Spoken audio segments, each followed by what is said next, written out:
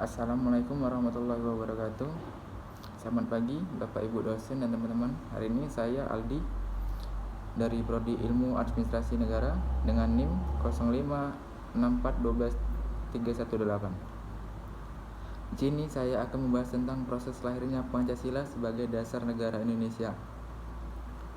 Pada masa pendudukan Jepang di Indonesia, pemerintahan Jepang membentuk Badan Penyelidik Usaha Persiapan Kemerdekaan Indonesia atau BPUPK untuk menyelidiki dan membahas tentang dasar negara dan konstitusi negara. BPUPK, Badan Penyelidik Usaha Persiapan Kemerdekaan Indonesia, dibentuk pada tanggal 29 April 1945 oleh pemerintah Jepang untuk menyelidiki dan membahas tentang dasar negara dan konstitusi Indonesia. Pada tanggal 1 Juni 1945, Insinyur Soekarno menyampaikan pidato yang kemudian dikenal sebagai lahirnya Pancasila di sidang BPUPK. Pada tanggal 1 Juni 1945, Insinyur Soekarno menyampaikan pidato yang kemudian dikenal sebagai lahirnya Pancasila di sidang BPUPK. Dalam pidato tersebut, Soekarno menggemukan 5 prinsip dasar negara yang kemudian dikenal sebagai Pancasila. Dengan kemudian di Piagam Jakarta.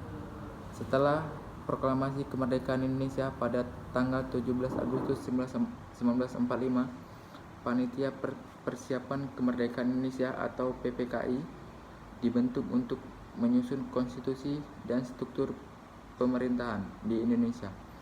Pada tanggal 22 Juni 1945, 9 tokoh nasional yang tergabung dalam panitia kecil yang dipimpin oleh Insinyur Soekarno merumuskan Piagam Jakarta.